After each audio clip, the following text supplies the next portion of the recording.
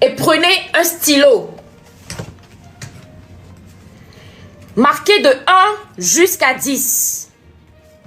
Et énumérez point par point les actes que vous posez en tant que citoyen pour libérer le taureau de la dictature. Analysez vos actes.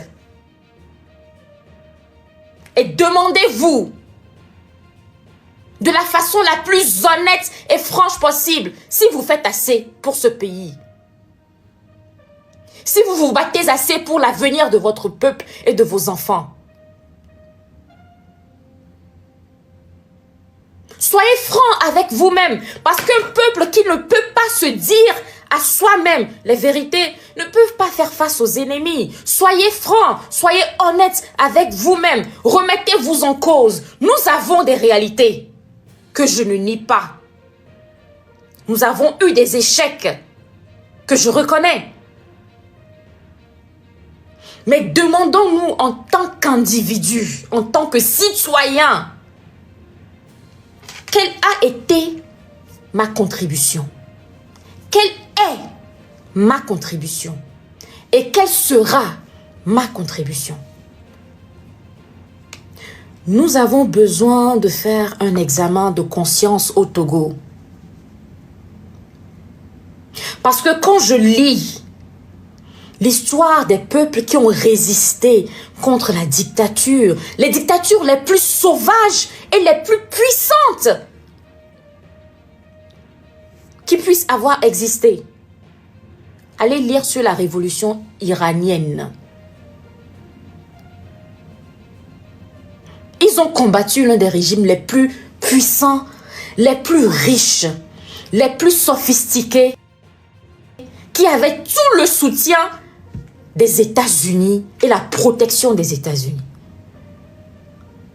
Allez lire seulement sur la révolution iranienne de 1977. C'est important d'apprendre des autres. Et demandez-vous si, en tant que citoyen, en tant qu'individu, vous avez mérité la libération. Nous sommes le genre de peuple qui, avant une compétition, nous sort toute une liste de ce pourquoi on ne gagnera pas le match. Avant le match, on dit que le match a été acheté. Avant le match, on dit que le coach travaille pour l'équipe adversaire. Avant le match, on dit que même le terrain n'est pas propice. Avant le match, on trouve que l'arbitre est corrompu. Avant le match, on trouve que les spectateurs même sont corrompus.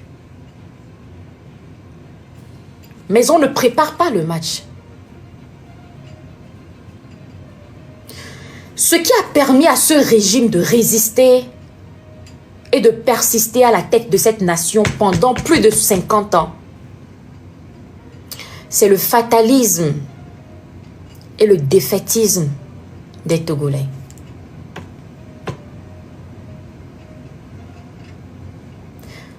Ce peuple, de par l'histoire, a été l'un des peuples les plus braves du continent.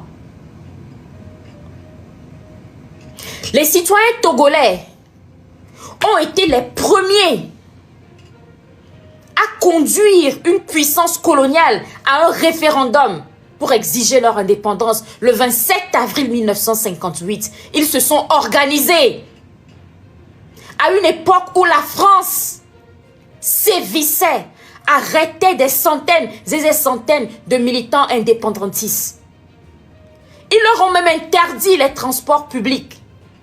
Nos grands-parents marchaient des centaines de kilomètres à pied, d'Atakpamé à Lomé, de Bassar à Lomé, de Mango à Lomé, de Sokodé à Lomé, pour protester la dictature coloniale. Les élites togolaises étaient à pied d'œuvre auprès des instances diplomatiques. Ils partaient dans chaque pays, libres, dirigés par des Noirs, pour demander leur soutien. C'était à l'époque le président du Libéria indépendant qui a introduit la pétition des indépendantistes togolais pour exiger un référendum. Et c'était l'ambassadeur d'Haïti, une autre nation noire libre à l'époque, qui avait été envoyé par les Nations Unies dans une mission pour constater si vraiment les Togolais voulaient de leur indépendance. Parce que la France avait réussi à convaincre aux Nations Unies que les Togolais eux-mêmes ne voulaient pas de l'indépendance. Certains me diront qu'on n'a pas de leader. Est-ce que vous connaissez l'histoire de Sylvanus Olympio? Non, parce qu'elle n'est pas enseignée au Togo. Vous savez juste que Sylvanus Olympio a été le premier président du Togo, mais vous ne connaissez pas l'histoire de sa résistance. Vous ne savez pas comment il est devenu président du Togo. En 1952, Togolais de la diaspora qu'il était à l'époque a décidé de consacrer son temps à la résistance pour l'indépendance du Togo. Il arrive au Togo, il se fait arrêter pour possession de devises étrangères. Parce qu'à l'époque, la France avait rendu criminel le fait d'avoir une monnaie autre que le CFA qu'ils nous ont imposé. Olympio était payé en livres sterling parce qu'il travaillait à l'époque pour la compagnie Unilever. Il a rédigé un chèque. Le chèque a été intercepté par les autorités françaises. Ils l'ont arrêté et dépossédé de ses droits et libertés citoyennes.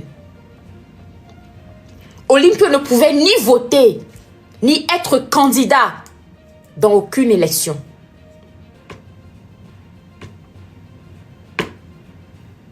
Alors son parti, le CUT,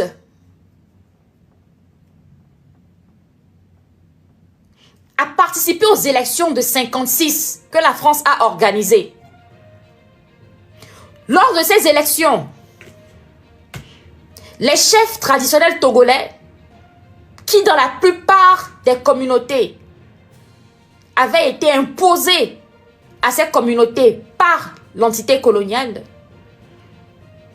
ont empêché aux militants indépendantistes d'obtenir leur carte d'électeur. Les indépendantistes ont été empêchés de voter. Et donc, les suppôts de la France appelés progressistes ont remporté ces élections.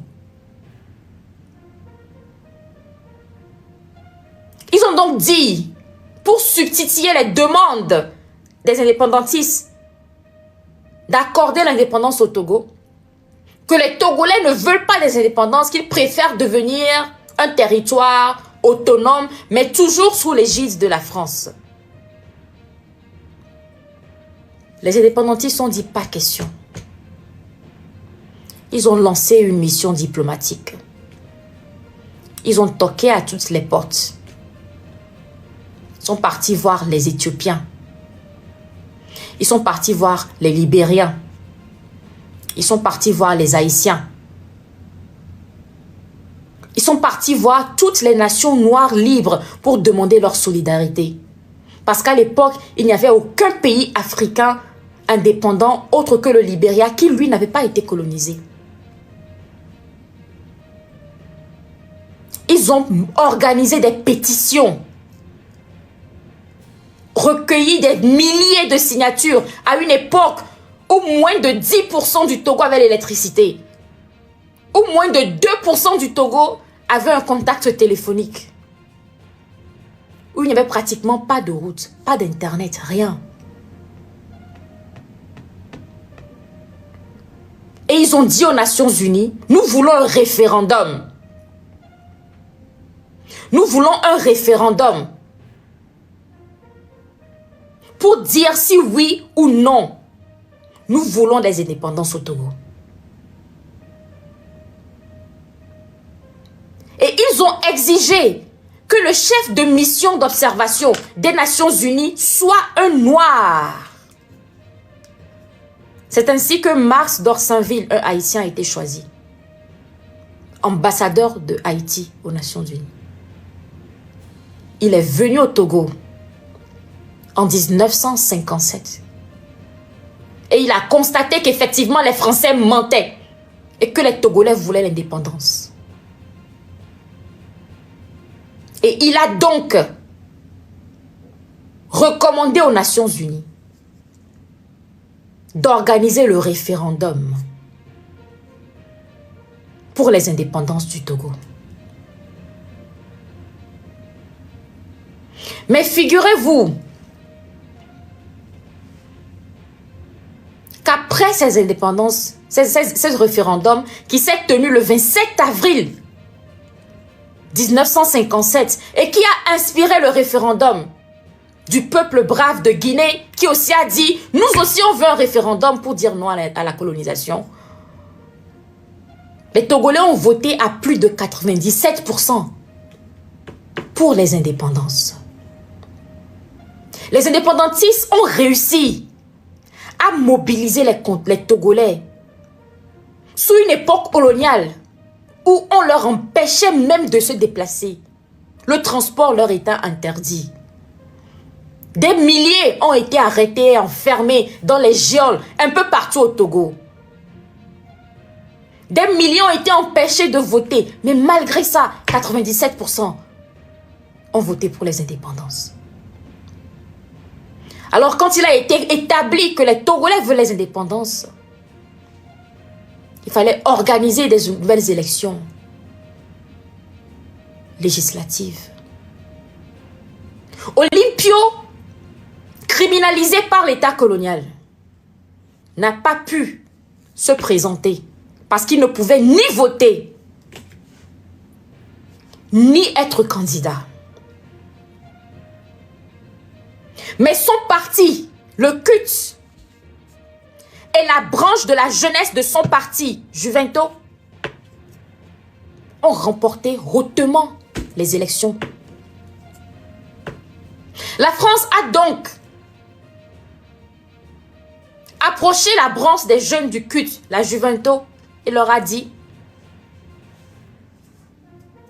ne laissez pas Olympio prendre le pouvoir. Ils lui ont répondu: quand la tête est là, le genou ne porte pas le chapeau. Olympio a été donc nommé par les députés indépendantistes le premier ministre du Togo en 1958. Et 2 ans après, quand l'indépendance a été finalisée, il est devenu le président du Togo. Il n'a pas été candidat à aucune élection. Les Togolais de l'époque n'ont pas dit: ah, notre candidat ou notre leader n'est plus là. On a besoin d'un leader, donc on croise les bras. Mais aujourd'hui, on nous dira: on n'a pas de leader. On n'a pas de leader. Nous sommes dans un match. Nous sommes dans une guerre. Quand le moment viendra, le leadership sera adopté de façon naturelle. Mais cela ne peut pas être un justificatif pour notre abdiction, pour notre fatalisme et pour notre laxisme. Ça ne marche pas comme ça.